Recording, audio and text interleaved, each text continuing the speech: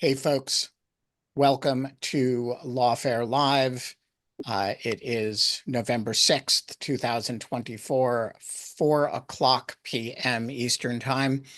And we are actually going to be doing a live recording of the podcast. So uh, um, we will be taking questions at the end. So if you have a question, feel free to leave it in the Q&A, and I will bring you on or read it as per your request.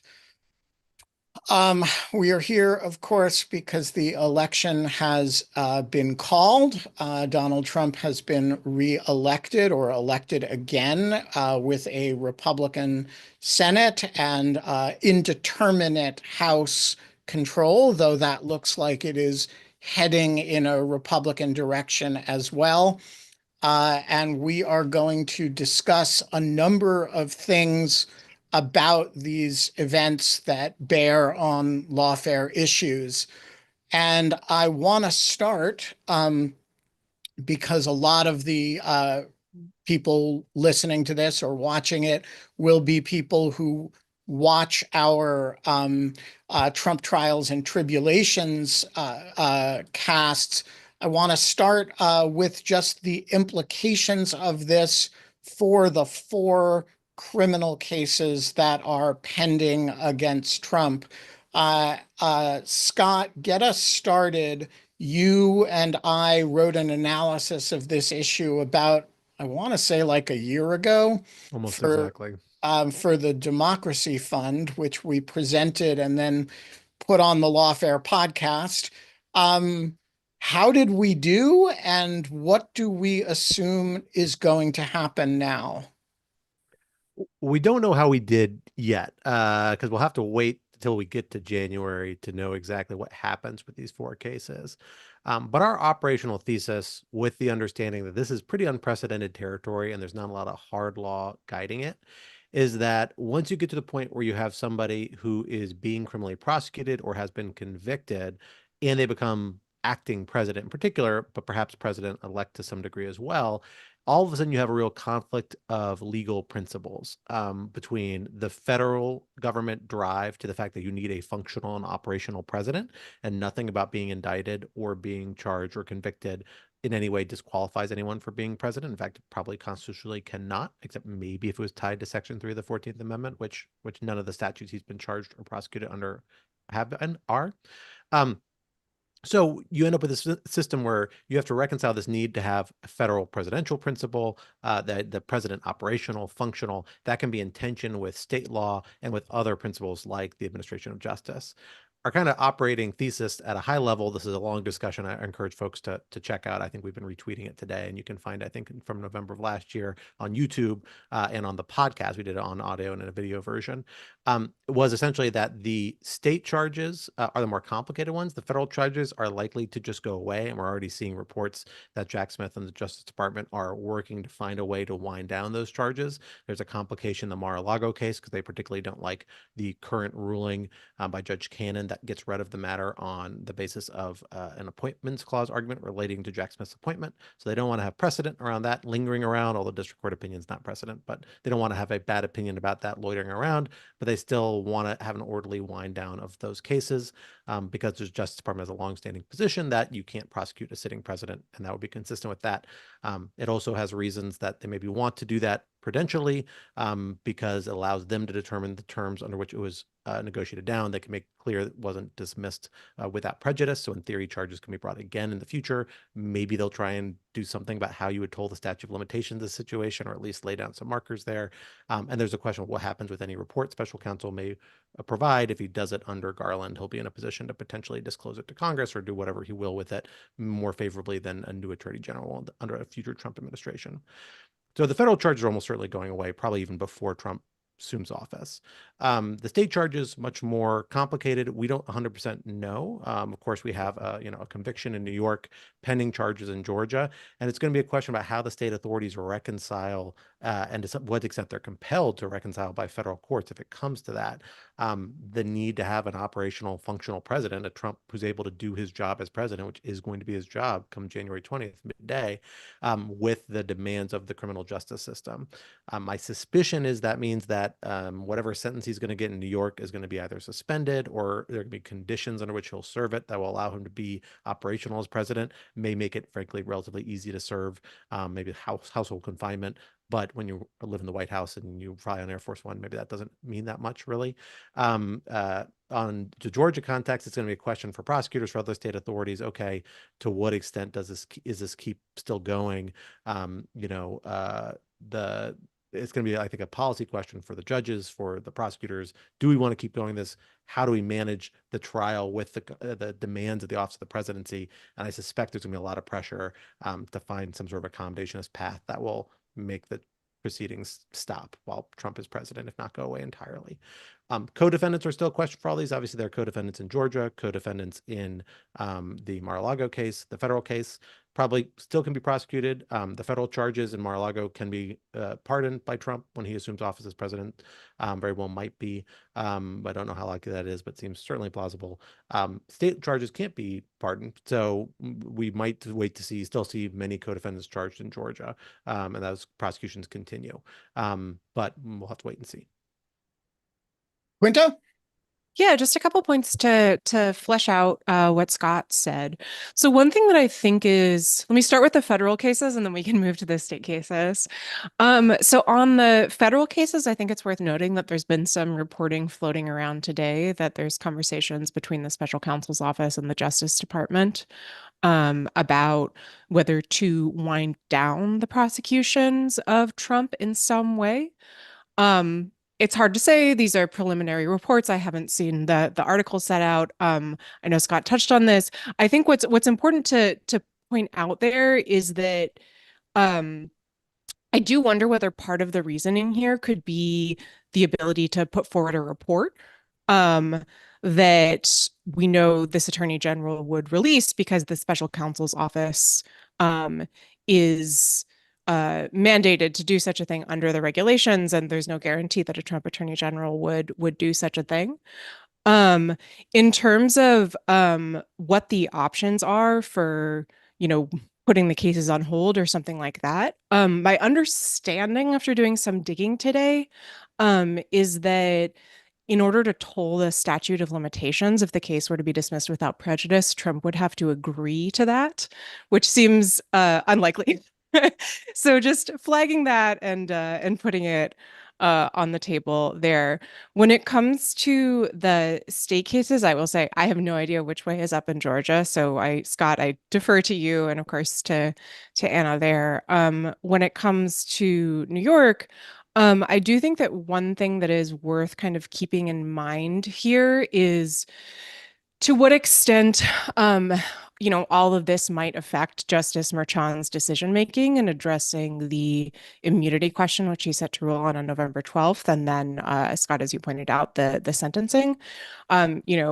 I can imagine that if he was considering putting forward a sentence that would involve some kind of criminal confinement, that might seem less appealing now. And you might instead go forward with some kind of fine or something like that. But I do think we're very clearly in uncharted waters. Yeah, so Anna, and we're going to have a more extended conversation about these cases tomorrow, but Anna, just let's talk briefly about New York, because that one is scheduled for a ruling from Justice Merchan next week on the immunity question, and then sentencing. I forget how quickly after that, but soon. What do we know, if anything, about what is going to happen in that case now? Or should we just assume it will proceed as though the defendant had not just been elected president? I mean, I think that we're in uncharted territory here. I'm very curious to hear what Roger's thoughts are tomorrow when we talk about this a little bit more in depth. But it's interesting because I was listening to the presentation that you and Scott did on these different scenarios. And you covered a scenario where Trump is maybe convicted in a state case and has been sentenced. But we you didn't cover the one where cover he, had been convicted and not yet sentenced. Scott, we left that one out. Exactly. And I think it's clear that a state could not, sentence and then have a president in a state prison, while he's the president. But I think that the other question is, could it be that Justice Merchan, if he sentences Trump, could he do it to where, it's something that doesn't involve confinement?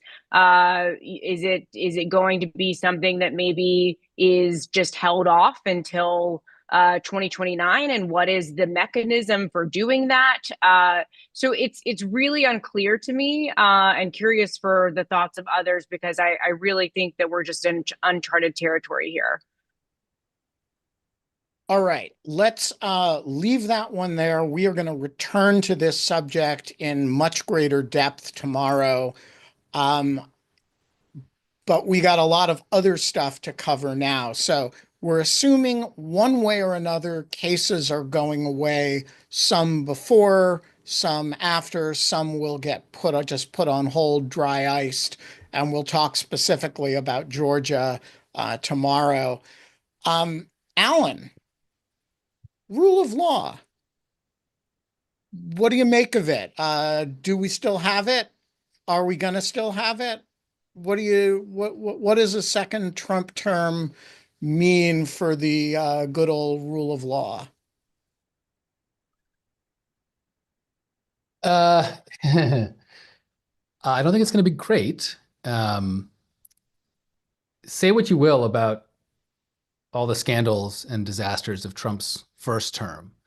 There's no question that for at least much of it, he was surrounded by people that, whether out of real conviction or self-preservation or baseline competence, tried to insulate him from his worst impulses. Those people were either fired or left. Many of those people, especially in the military, spent the last several months very publicly calling Trump a fascist, which suggests that they are not going to be invited back into a second Trump administration.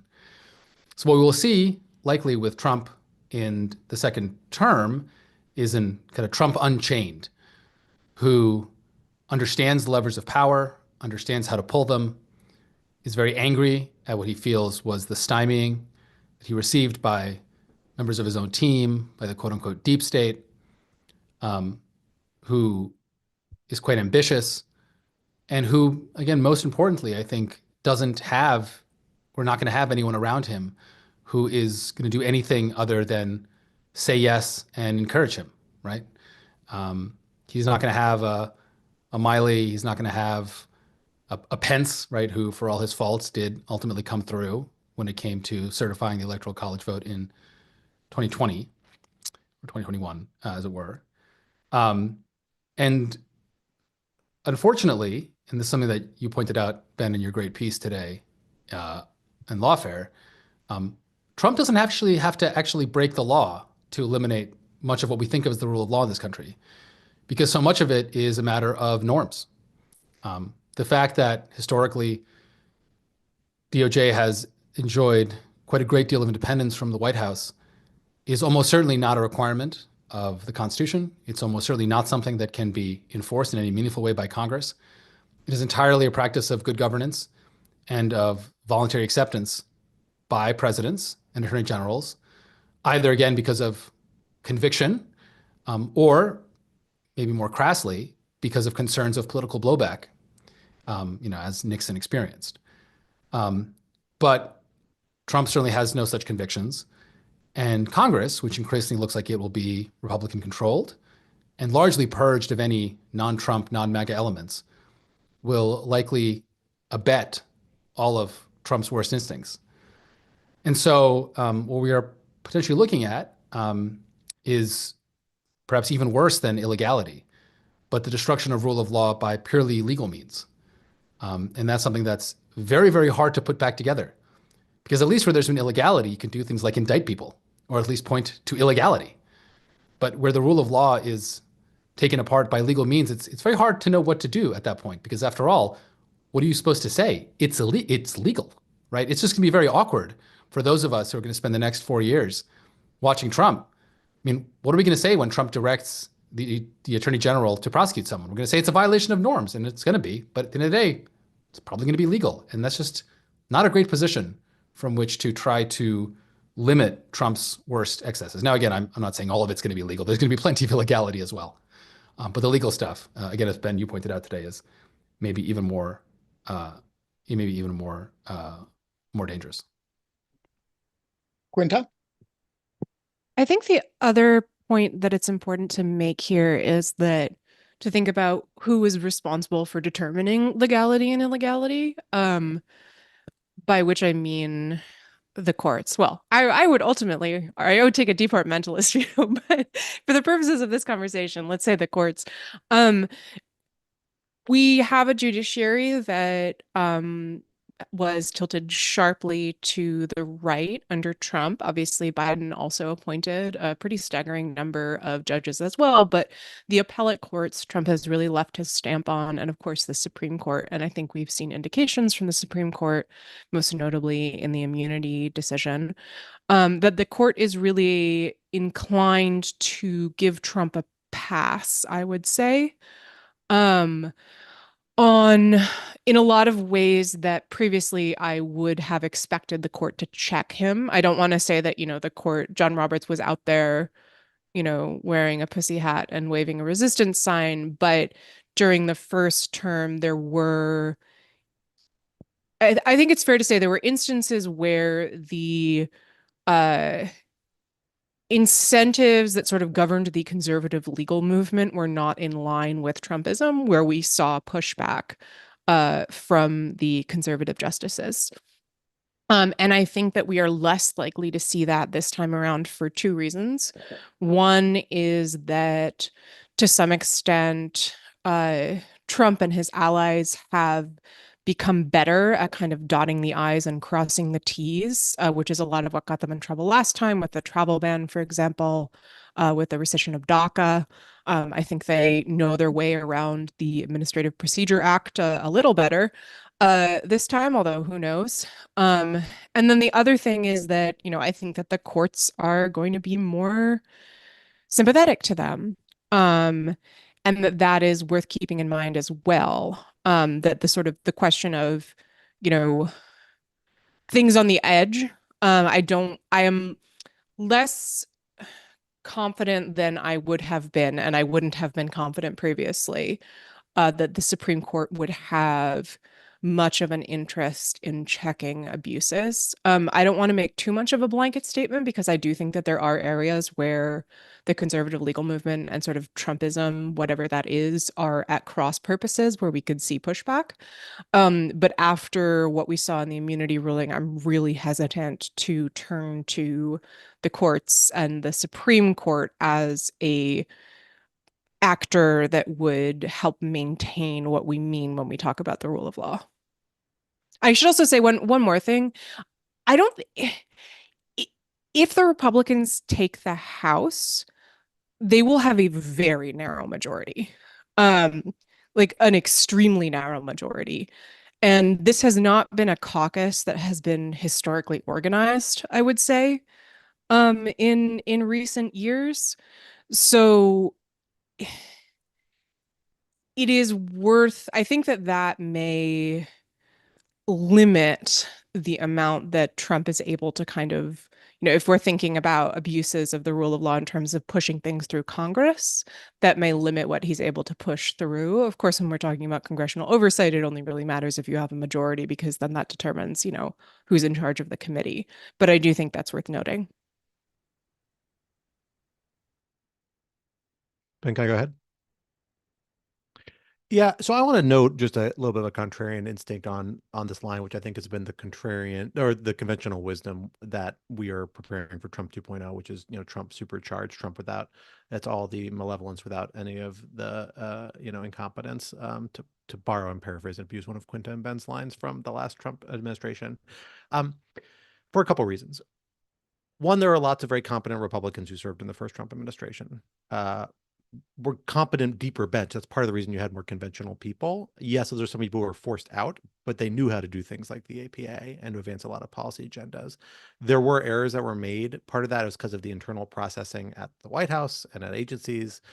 Some of that was because some of these things are just hard to do, and the APA is designed to slow down or require reasoning and require assessment and opinions and things like that. Like there's a lot of reasons why these came around. It wasn't just because these were a bunch of people who were incompetents executing the stuff left and right. There's friction built into the system that we were seeing, and that's hard to avoid. That's not going to change this time, especially because we are dealing as well with federal judiciary, and particularly the DC Circuit on the administrative side, that has a lot of Biden appointees now. I think Biden surpassed Trump's number of appointees recently. I know he's closing in on the target as of late September.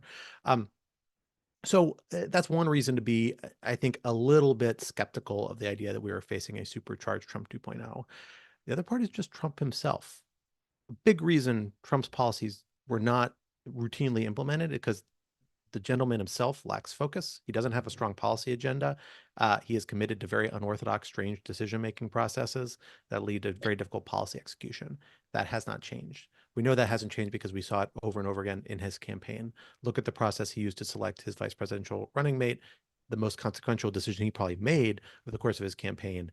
And it was apparently like a hip check decision that he made at the last minute, surprising everyone involved because his son said, hey, I think JD's pretty cool. I mean, that is not far off from the actual description of the inside reporting. So I will believe this is a wildly more efficient Trump than I see it. The third point I would make about the loyalist point, I do think there's a lot of reality that you're going to get people who are more loyalists, more on the Trump agenda perhaps than before. But we thought that about some people who actually did step up towards the end of the Trump administration. Think about Mark Esper. Like we all thought Mark Esper came in Or to Mike be Pence. somebody, or Mike Pence for that matter. Yeah, well, setting that aside, that extraordinary circumstance aside, that Mark Esper is somebody who really, when he came in, we all assumed he was just a rubber stamp coming in to replace General Mattis as Secretary of Defense, and we were all very concerned about it. And Mark Esper showed he had a lot of gumption and guts when it came around domestic deployment. Cost him his job, ultimately, his relationship with Trump. But that's notable. Are you going to face the same pressures in the Senate to get those people confirmed? Like, I kind of doubt it a little bit. I think the Senate is a little more ideologically on board with Trump. But, you know, it is, I don't think that means you're going to get a bunch of people who will automatically be the most blank checky because those people aren't even remotely credible. And I think Senate Republicans are going to want somebody who's at least remotely credible in most of these roles. That doesn't mean that they're not going to back a lot of Trump's agenda. They will, and they'll do so effectively. But there are going to be, I think, still guardrails, that lines that they may or not cross, or at least will push back against, hopefully. I don't know. Maybe I'm being optimistic. The final point I say is on legislation, there's still a filibuster. And that means most of what the Republicans can do will be through reconciliation, which is limits the substantive scope to things that are basically budgetary in nature. It's broad. It's been ironed up. And I guess they could always go for the nuclear option to ditch the filibuster, but they don't seem super inclined to do it. Thune, Cornyn, gosh, what's his name? The guy from Wyoming, the major leading candidates for the new head. Yeah, thank you, Brasso. The leading candidates for the new kind of leadership in the Senate on the Republican side are mostly pretty conventional Senate Republicans. Cornyn and Thune particularly, I know less about Brasso, but I think my understanding is that they're the ones who are tentatively the favorites. And so I don't think you're going to see a lot of enthusiasm about getting rid of the filibuster, just as you saw McConnell push back on it. So all these amounts to something, I do think it's going to be a little more efficient Trump 2.0 this time around. I think you'll see a little more efficiency, a little more hit the ground running, but I don't think it's going to be that dramatically different from last time. At least I think that's my presumption. Maybe I'll be disappointed and surprised, but I'm not ready to write it off quite yet. All right. That's the most encouraging thing we've had on any subject so far. And I would just like to foot stomp it a little bit, which is not to say I'm confident I agree with it, but I'm not confident that it's wrong either. One of the things about having less confident people available is that getting things done with them is harder, even if they're more fanatical. I do think that there's a dearth of people particularly in the security agency spaces who kind of know their way around the relevant buildings. and some of them may have trouble getting confirmed, even through a Republican Senate. So I'm kind of hopeful that a certain degree of incompetence will still temper the malevolence. But we will not know that until we see it. Scott, we are gonna, so because you may have to jump off on the early side, I want to jump to a subject that you are better positioned than the rest of us to address, which is the area where Trump really has the freest hand, which is to say foreign policy and the ability to, you know, fix the Ukraine-Russia situation in 24 hours without even taking office, blow up NATO, and of course, uh, uh, extinguish Iran from the face of the earth. Um, what are you, what do we know, or what can we reasonably say about what is bluster and what we actually expect to happen? So it's hard to know, in all honesty, because we've seen Trump's foreign policy kind of agenda be quite a moving target, honestly, particularly even over his first term, and over the course of this campaign. And particularly in the last few weeks or months, we've seen a very politically driven shift towards talking up prospects of peace, anti-conflict, bringing the Gaza war to a close, Ukraine war to a close without any real clear plans for it, but insisting that's how differentiating himself from the Biden administration and from Vice President Harris on those grounds. So who knows how much of that's going to feed into the trajectory. I think we do know that will be a little different is, foundationally, the biggest national security priority, which is strategic competition with China, there's broad agreement on, and that's not going to change. Russia, obviously a very different approach there. I don't think actually the foundational underlying assumption about them being competitors is not the same for most people in the party. Trump himself, sometimes that's a little complicated, but they certainly have a very different tack than the Biden administration took, in part because I think most people around Trump think China is a much bigger concern. So how we'll see that play out is a little complicated. Ukraine is very much a wait and see. We have to bear in mind there's a real diversity of views on Ukraine that have been expressed by people around Trump in a lot of different stripes. We saw a Wall Street Journal op-ed co-authored by former Secretary of State Mike Pompeo, and another former senior administration official whose name's escaping me at the moment, come out this past summer that laid out a kind of peace plan for Ukraine that still entailed substantial support for Ukraine, while easing them towards negotiations. That is something that's a different tenor and explicitness than the Biden administration has approached, but I think it is something that even the Biden administration is moving towards now because the conflict has become very difficult. And that's a trajectory that's not that different, perhaps, than others would pursue. But there's also the risk that you will see people follow some of future Vice President Vance's statements and, withhold assistance altogether. So we'll have to wait and see on that. I think at least in the short term, you're likely to see a Wall Street Journal op-ed type approach because that was talked up so much in the late phase of the campaign. And then we'll just see. The question is how much commitment that will stay to that over time. Gaza, an area we're going to see a huge difference. There's a foundational difference in how the two parties view the Israel-Palestinian conflict. Democratic Party is very still committed to a two-state solution. It's in the party platform at length in detail. Republicans do not talk about it. You have former ambassador of the United States to Israel has signed off on a plan that would essentially allow Israel to exercise control for Palestinians and not give incorporate Palestinians into an Israeli state without giving them a full bundle of rights, right? That's not the administration's position yet, but it might be. If nothing else, we just don't see the administration willing to, really rein in the Israelis on day-to-day management of the Palestinians. Trump has come out and said, I want an end to the war by January to Netanyahu somewhat publicly. I suspect that's more of a political stance than an actual hard policy line. But he'll want to see some sort of symbolic thing that will lead to that sort of conclusion. But the end of the conflict might be the annexation of the Gaza Strip or the northern half of it by the Netanyahu government, which is something that they very well might be kind of setting the ground for this week. The other issues is alliances. I think this is one of difference, not a difference in substance to some extent. Certainly in Asia, both parties seem to really appreciate the importance of developing alliances there. It was something that an effort was made under the Trump administration to some extent, but his personal involvement complicated things because he has such a transactional vision of these alliances and particularly defense treaties. North Atlantic Treaty, NATO, we know it's come under direct criticism for him. It will be a pain point to some extent, particularly because it's so implicated by Ukraine. NATO has broad bipartisan support. There's no doubt about that. He would face a lot of pushback from Congress within his own party and others within his own party if he were to ditch NATO altogether. But that doesn't mean he won't threaten to do so, use so to gain more leverage. And of course, Congress has enacted provision that would enable a legal challenge if he did try and withdraw without his permission. That could lead to a big legal fight if he were to try and do it. That doesn't mean, though, that he can't just simply refuse to come to the assistance of an ally because he is the commander in chief and that's within his authority. So there's a question about undermining the credibility of these relationships.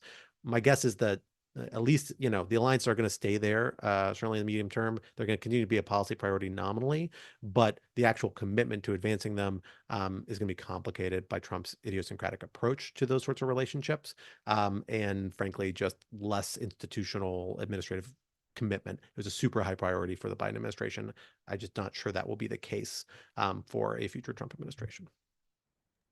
Anything I missed that you wanted to touch on? Well, I did want to touch on actually a little bit. You mentioned, Scott, your thoughts on the conflict in Ukraine, but I wanted to go to Ben to see if I could ask him for his thoughts, because that is obviously an issue area that he's had a special interest and proximity to. So, Ben, what do you think we can expect with the conflict in Ukraine when it comes to the Trump administration? Well, there's really two possibilities, and the way I'm going to formulate them, I think, makes clear which I think is likelier. I would love to be wrong. The first possibility is that everything Trump has ever said and done on this issue is a giant head fake, or he will change his mind. And he sees an opportunity to be, sort of the hero of Ukraine and amps things up, right? The second possibility is that it isn't all a lie. He's genuinely suspicious of the Ukrainians for all kinds of reasons that have to do with the 2016 election. He's the Ukraine, his pathologies in that regard got him impeached once, and he has a vendetta. And he's actually personally fond of Vladimir Putin, as he clearly mentions whenever given the chance. And so I think we should all operate with the assumption that he is going to or at least that there is a very substantial risk that he will sell out the Ukrainians early and quickly, and do it with a certain amount of pride. There are a couple of things that are, couple caveats to that. The first is that the Trump administration was much less bad on the subject of Ukraine and Russia than Trump was. And remember, the Trump administration was the period in which we really started providing a lot of lethal support to the Ukrainian military. And Congress actually, after the 2016 election interference, imposed some non-trivial sanctions on Russia. And so there's always a legitimate question when you're dealing with a Trump administration on this issue, what the difference is between his instincts and statements, right? And then what the administration does. This goes a little bit to Scott's point. So I think you could see a situation in which he says all kinds of irresponsible things, but the people that he appoints to be Secretary of State and Secretary of Defense actually behave a little bit more like sane people. And then the final thing that I'll just add about it is that, the Senate, the traditional Republican Senate leadership, Mitch McConnell, who's outgoing, of course, is very good on this issue. And and is pretty clear-eyed about it and has been effective. And so I do think, depending on who the Senate leadership is, and depending on the constellation of forces in the Republican Party in the Senate and who controls the House, you could have a somewhat different constellation of power, which of course would affect not administration policy, but things like appropriations, which in the case of Ukraine, which requires an annual or semi-annual supplemental, these are very important things too. And so I would say, I think it is very likely to be very bad, but there are rays of hope in it. And look, the Ukrainians have played it smart. They hired Kellyanne Conway as a lobbyist a few months ago, and they're working all the right angles. And I think all we can do is keep making noise about it and keep emphasizing the importance of the issue. Before we go to audience questions, Alan, I want to turn to you about something that has been circulating, which is a lot of people are very upset at the decisiveness of Trump's win and the fact that he, appears to have won the popular vote as well as the electoral vote, which is, of course, something that most Republicans have not been able to pull off recently. And you seem to have a somewhat different view of this from a democracy protection point of view, and I'm interested to hear your thoughts. Yeah, so let me first say, I think it is bad for democracy that Donald Trump was elected. That is my hot take for the day, and thank you all for coming to my TED Talk. I think it is very bad, and I am extremely concerned. I think there is a silver lining here. It is a thin one, but it exists. And that is, while it is very bad for Donald Trump to ever be in the White House, it is absolutely necessary for democracy to exist in the United States, for both of the major parties to be able to contest elections and win them fair and square on the merits with fairly decisive electoral and, given the reality of sort of political legitimacy, popular vote totals. And so if Trump has to win, which he has, I think it's actually much better that he win in a somewhat decisive way. And in particular, and this is what I care about actually more than just the popular vote total, that he win with what appears to be, we'll have to wait for some weeks and months while the post-election kind of voter analysis is done. But it appears that he won with the most diverse, racially diverse coalition that Republicans have had certainly in modern history. A massive swing of Latinos to Trump, a very substantial swing of Black voters and Asian voters. And also, while it seems that women voted for Harris over Trump, that the gender gap in this election was not unusually large, which means that a lot of women voted for Donald Trump. And I think the reason this is important is that it's a pretty compelling literature and political science that suggests that one of the most important ingredients to having a successful long-term democracy is the buy-in of the conservative movements in that democracy. And when it appeared that the Republican Party was going to stay the party of sort of white voters, that was extremely dangerous.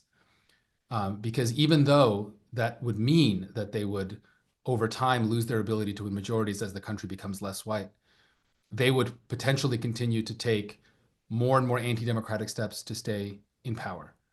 Whereas if you have a more racially depolarized electorate, that is just generally a good thing for American democracy, given that cleavages over race have historically been the most dangerous cleavages in American democracy. We have fought a civil war over it. We had 100 years of apartheid in the South over it, right? To depolarize racially our elections is in the long term extremely good and extremely important. 2 years ago for the Rational Security Hot Takes edition, this was my prediction that, if American democracy is going to be saved in the long term, it was going to be because of a socially conservative, multiracial coalition. We appear to have that. And that I am, in my own sort of odd way, glad for.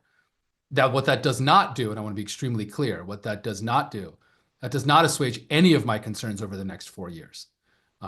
So if we can get through the Trump period and get back to just normal-ish fights between Republicans and Democrats that are fought on culture issues, policy, they're mean, they're whatever, but where each side can contest meaningfully the kind of multi-ethnic majority of the country, I will feel much, much better. But that assumes we can get through the next 4 years of Trump, which is why this is a very thin silver lining in what is still, to me, an extremely dark cloud.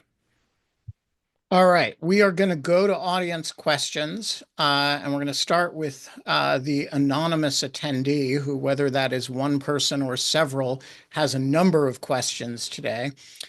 Very interested to hear what the Biden administration can do in the next few months to provide as much support to Ukraine as possible before the tap gets cut off. I have a few thoughts on this. Scott may have others. The first thing is that there is a fairly large amount of appropriated money that has not yet been delivered in the form of military hardware. And of course, the first thing that the administration could do is accelerate that and obligate all of it as quickly as possible. Now, I don't know what the bureaucratic roadblocks to that are, but there is outstanding appropriated funds, and the Ukrainians have actually been complaining about how slow the administration has been to aid it, to provide it. And so that is an available thing to the extent that you can accelerate it. The second thing, of course, is that the other thing the Ukrainians have been complaining about is the restrictions on the use of the aid that they do get, which is to say, they're not allowed to use long-range capacity into Russia except under certain circumstances. And so this may be an opportunity a moment in which the Biden administration comes to the view that, this may be the Ukrainians' last chance to make real progress. So let's give them that chance. That, of course, raises the Biden administration's larger concerns about escalation with the Russians. Those are the two things that immediately come to my mind. The last thing would be that, people don't really understand this, how much time the Biden administration has spent going around the world finding supplies for the Ukrainians in, different countries' military hardware repositories. But one thing I suppose they could do, to the extent they haven't exhausted that, is more of that, and really leaning on other countries in these last few months to make commitments.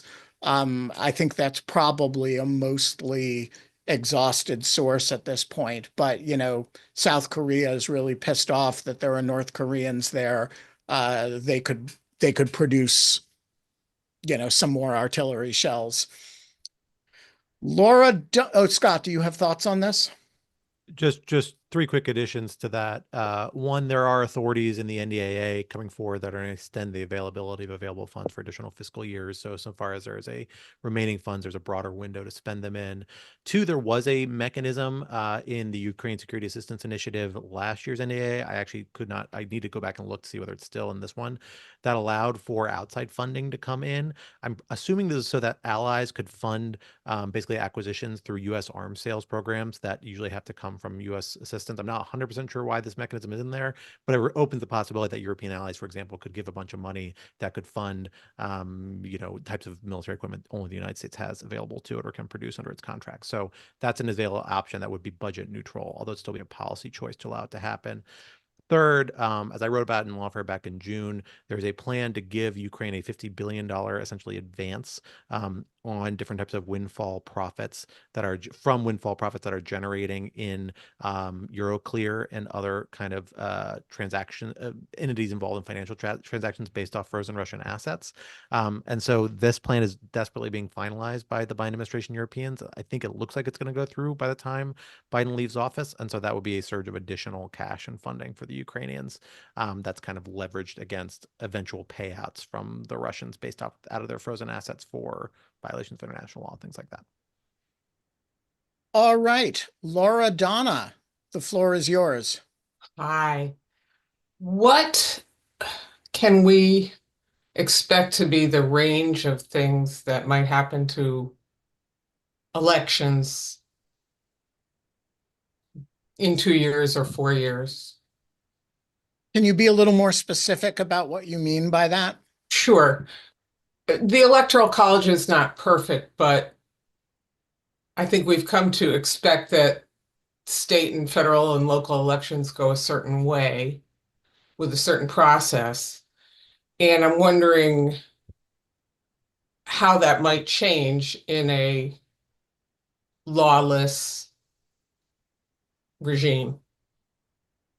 All right, well, let me take an initial crack at that, and then if others have thoughts, just jump in when I'm done. So the first thing I will note is that the rules of election administration are made by the states, not by the federal government, with a certain amount of federal standard setting oversight. And so for, you know, an administration would have to be not just a little bit lawless, but very lawless to you know, kind of really interfere in state level elections, including for federal office.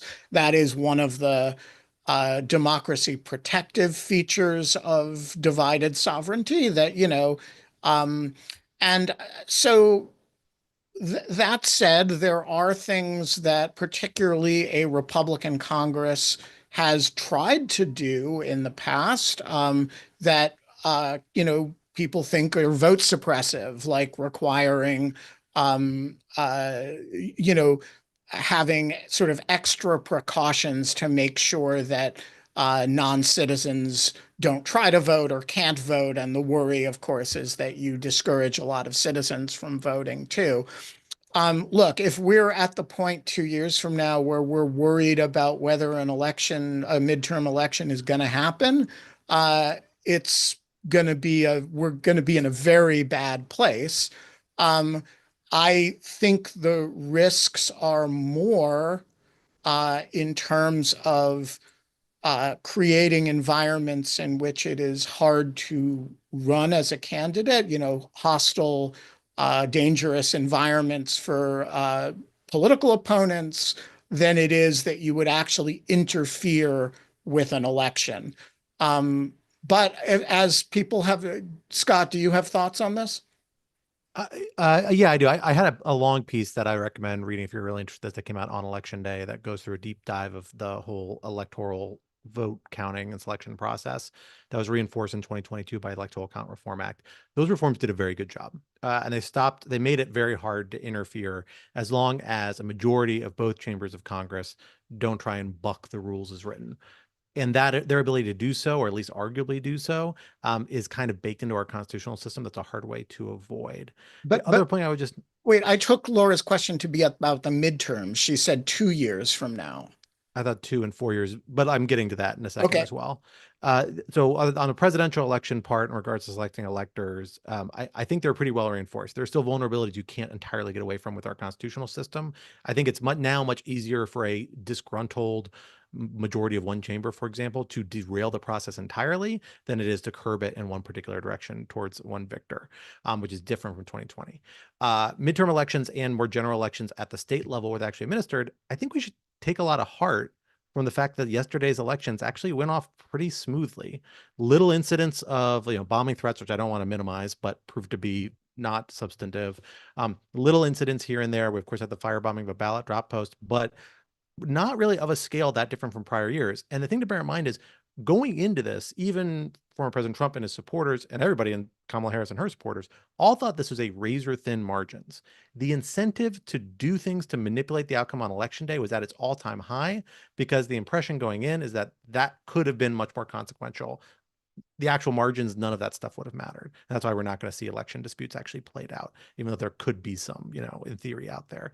And so the fact that nobody really seemed to find a way to do it, I think, is telling. And to build off of Alan's note, a really interesting and frankly very positive development this last election is that Republicans embrace the early vote. They embrace the idea that everyone can vote early. And that's because they think they are now competing for majority votes and they need to mobilize people.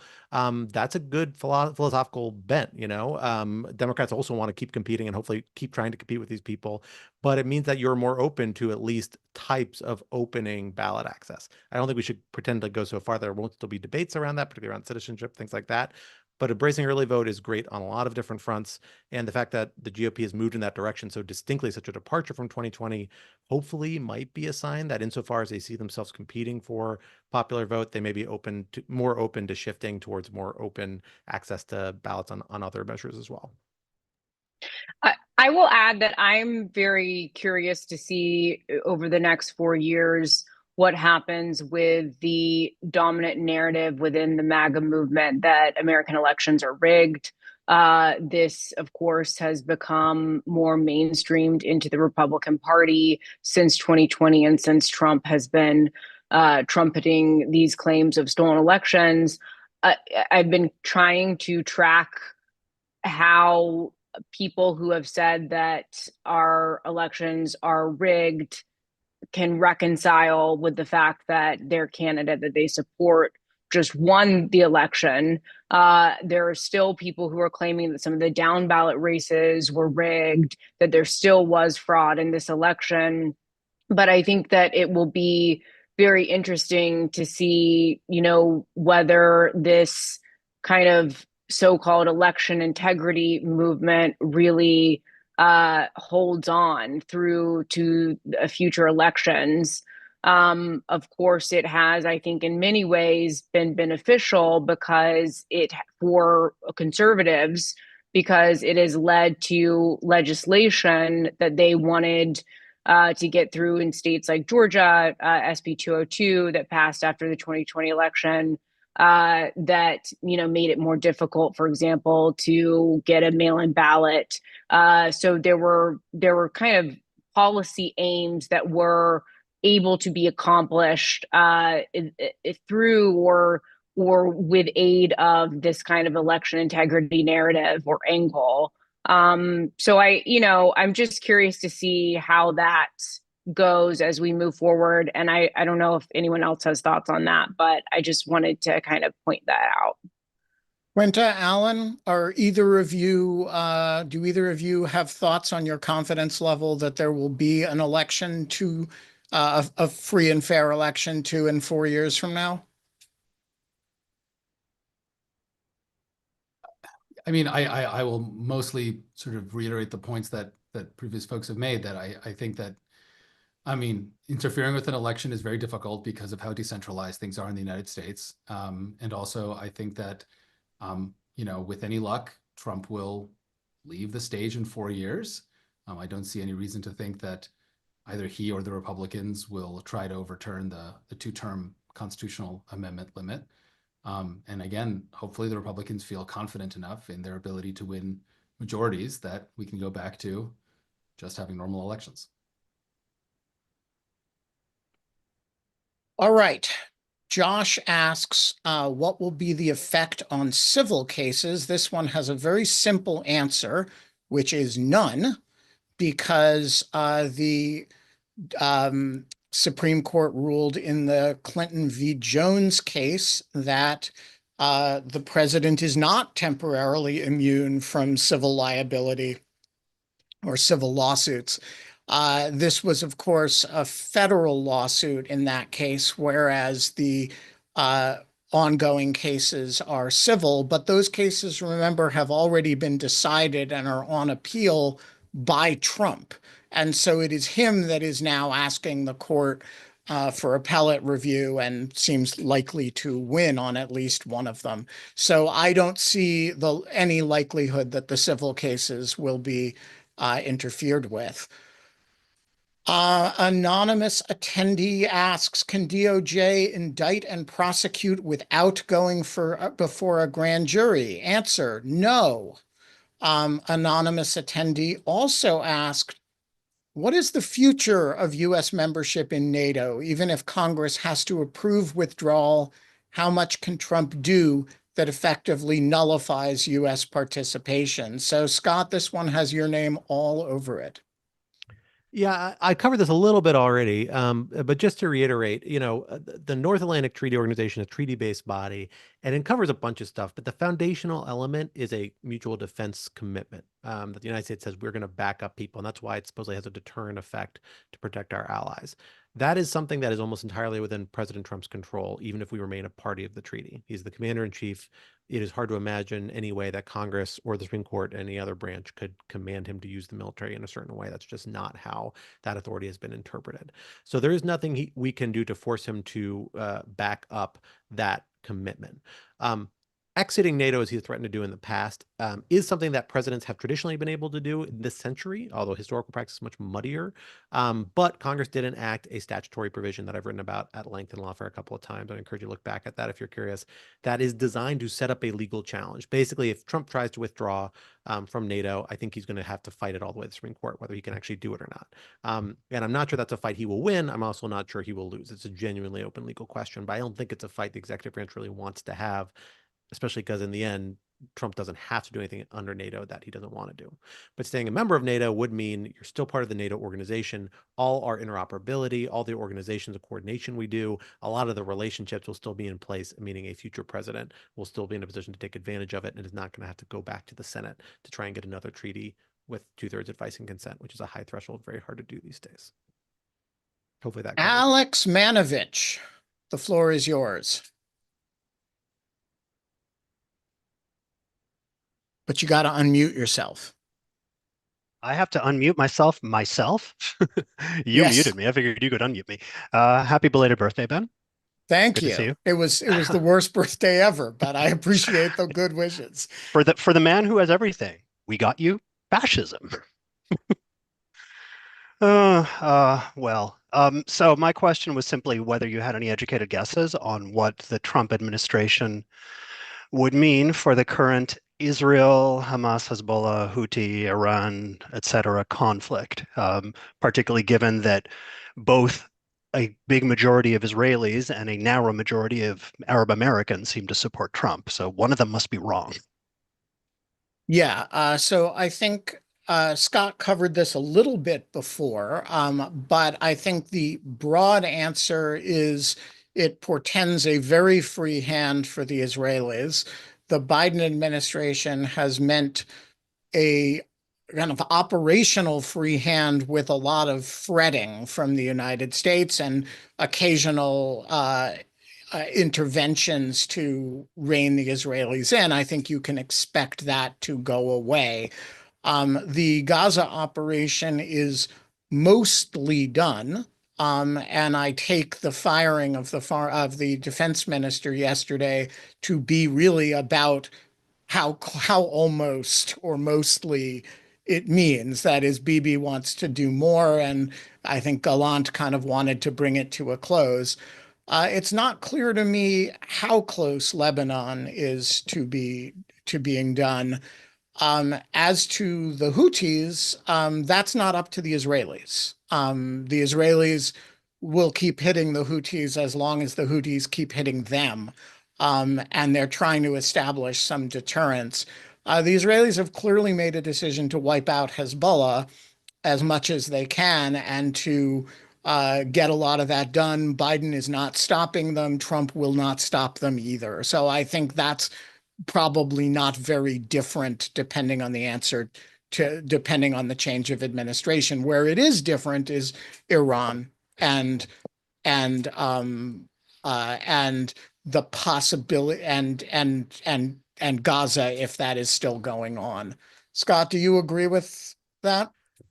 I do. Only two things I would briefly add. With the Houthis, the Biden administration has really leaned against the edges of what previously we thought president would do war powers wise. Basically, he's blown past the 60 to 90-day war powers resolution timeline on some like a kind of cluster of like mediocre explanations at best. So in terms of direct U.S. involvement, that's a situation where we have direct ongoing U.S. involvement, and the Trump administration provides a pretty free hand to pursue it further up until like ground troops or something much more dramatic. That frankly is just not in the cards. When it comes to specifically Iran, it's worth noting the regional dynamics are really different this time than the first Trump administration. First Trump administration's Iran and the Gulf states were really at loggerheads. The Gulf states really seem to be pushing for military action against Iran, and certainly the kind of like amped up sanctions regime.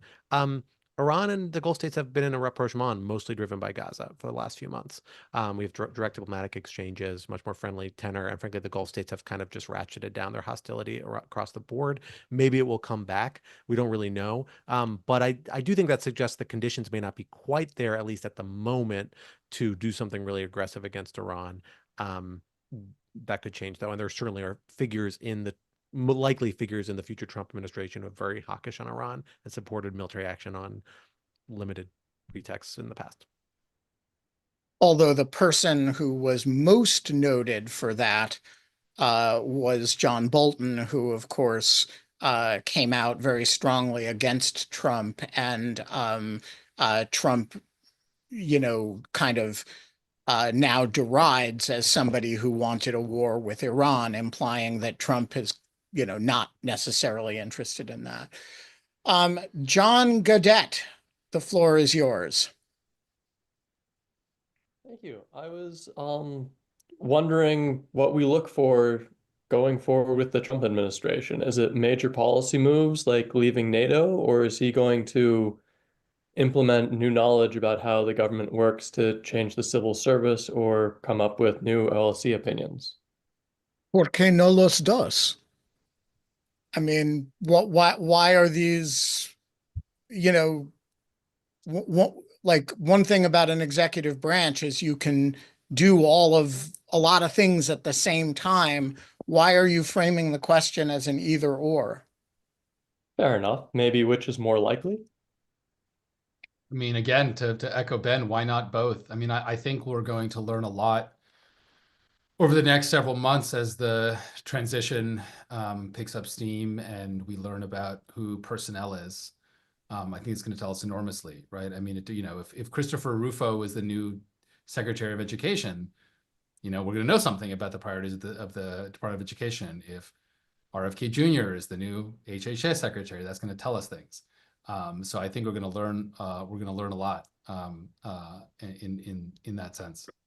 And I think we're also going to learn, there is one thing about which Trump has been exceptionally consistent about his day one priority, and that is a major immigration roundup, what he calls mass deportations, which there may be resource limitations on how mass that could be, but there's not a lot of legal limitations on your ability to deport people who are not lawfully here. And so you could change, I do think just as the travel ban was the gigantic story of the first week of the first Trump administration, a major immigration roundup of a sort that we have not seen before is at least aspirationally the major policy promise of the first week. Okay, what about, sorry, really quickly, I'm just curious while we're on this topic, what about pardoning the Jan 6ers? I think you have to assume it's going to happen. I mean, he has promised it repeatedly. He never says quite, I am going to pardon the January 6ers, but he says I'm going to deal fairly. We're going to deal fairly with the January 6 people who he calls hostages, and he very explicitly doesn't take pardons off the table. So I think you should expect pardons. Quinta, do you disagree with that? No, absolutely not. I'm fully expecting pardons, which, by the way, I should say, puts a lot of pressure on the states that have been investigating these things. They haven't charged the rioters at the Capitol, but there are state prosecutions of fake electors going on, and I do think it will be very interesting to watch what that looks like going forward, and if state attorneys general decide to expand those prosecutions or bring new ones. Yeah, I think that's a really good, really important point. We have a bunch of resources on those state cases against fake electors that Quinta and one of our student contributors has written, as well as voluminous Roger Parloff coverage of the J6 cases. There is two other important pardon areas to watch for. One is the co-defendants in the Mar-a-Lago case. I think you can look for those pardons to be right away. It's not that easy for Trump to make his own case go away, although Jack Smith may do it for him. It is very easy for him to make the co-defendants cases go away, and I assume he will do that. All right, we're going to do the rest of the questions rapid fire style. How much can Trump do to military leadership to stack the armed forces with avowed loyalists? Short answer, complicated question. Short answer is that he can, the promotions process in the military is mostly by merit, but the president can hold things up, as he did to prevent Alex Vindman from becoming a full colonel. And so the answer is, he has to care enough to get involved. But if you care enough to get involved, he is the commander-in-chief. And it's a little bit like the civil service question, which is how much does he care enough to do it? And does he care enough that it becomes uncomfortable to be a military officer who's not willing to, who's willing to stand up to him the way General Milley did. Next question. In the wake of the coming Trump presidency, how serious are the threats from Russia toward the Balkans and Finland? I assume the questioner means the Baltics and Finland. And under what conditions will NATO membership remain a deterrent to Russian aggression? So a couple things about this. Scott, if you have thoughts, jump in. The major deterrent from Finland is the quality of the Finnish military, which is, it is extremely professional, capable. It has some very unusual capabilities. They have been preparing for a war with Russia, another war with Russia, because they fought one against the Soviets during World War II, several against the Soviets. They are a member of NATO. If the NATO security umbrella collapses, I don't think they are the first target. I think Poland and the Baltics are the first target, but they are significantly at risk. And these are the European security umbrella is fundamentally about the United States. And one of the things that's happening starting today is that a bunch of European countries are having serious conversations about, what they would need to do in order to protect themselves without us. And that's a serious set of conversations that began in the first Trump administration, went away for a while under the Biden administrations, as Scott said earlier, very careful and assiduous cultivation of the transatlantic alliance again, but it's going to come roaring back right now. And I just want to say, good. They should be having these conversations because we are not a reliable ally. And so at this point, that is a good thing for them to do. And everybody needs to be making alternative arrangements. Scott, do you have thoughts to add on that? No, all I would say is I think Russia is likely to focus on Ukraine. I don't think it's going to test the NATO commitment because it's pretty well spent on Ukraine, and that's going to be enough of a resource commitment for it. Yeah, I think for now the question is, for the next 4 years, I think. What about 5 or 6 years from now, in the first or second term of a Vance administration. Can the Supreme Court enforce its rulings in some way if the executive refuses to recognize them and Congress doesn't mind? Answer: no. The Supreme Court, as I guess Madison wrote. No, Alexander Hamilton has neither the power of the purse nor the power of the sword. It is the least dangerous branch. It's the least dangerous branch. That's Hamilton, not Madison. That's Hamilton. Okay. I'm pretty sure that's Hamilton. Yeah. Oh, so look, I think it's Madison, the least dangerous branch line, but Bickle wrote the book, guys. That's what I was saying. That's fine. It's definitely not Bickle. Yeah, Bickle wrote the book.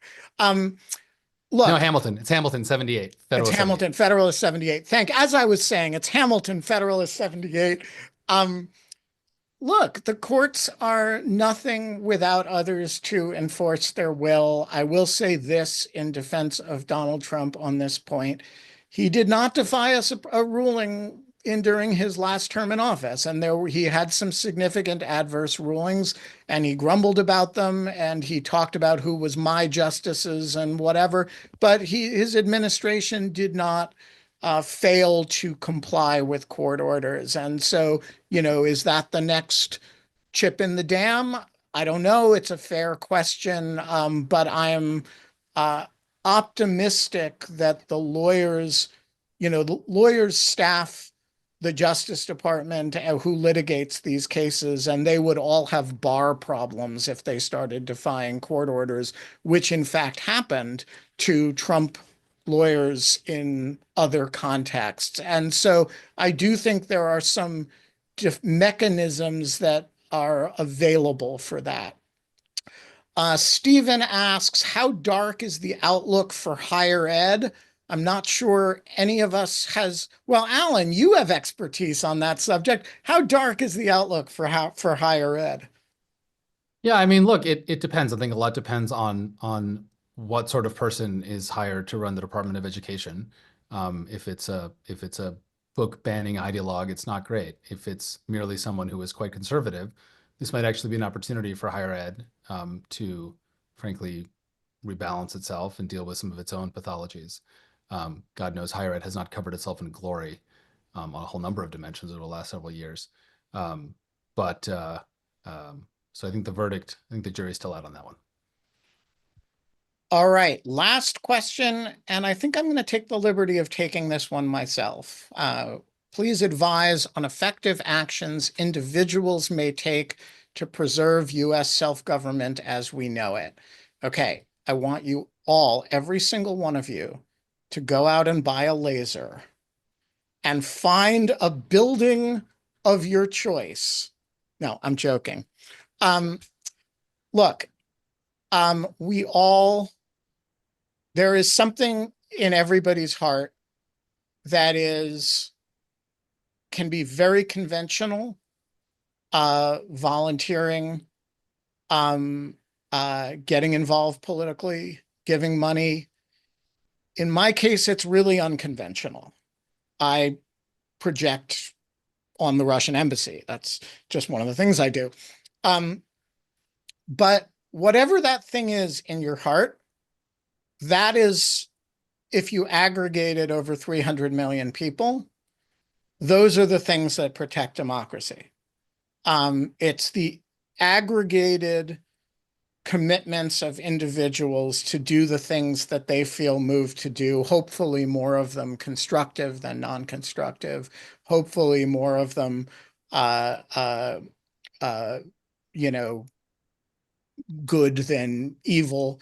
But, most people, most of the time, if you say, do something good for democracy, will do something good for democracy. And I'm not going to tell you what it is because, frankly, everybody's got their own imagination about what the local community that they live in needs. So I'm just going to tell you, go out there and do 100 experiments about what's good for democracy in your world and keep doing the 3 that feel right to you. And with that, there is a large amount of police going by the Brookings Institution. I hope they are not coming for me. We will be back tomorrow to do a deep dive on what's going to happen to the Trump cases, and we will be with Roger and Anna and Quinta. Are you going to be? No, you're not with us tomorrow, right? So come back and join us then. Again, it'll be at 4 tomorrow, and we will see you then.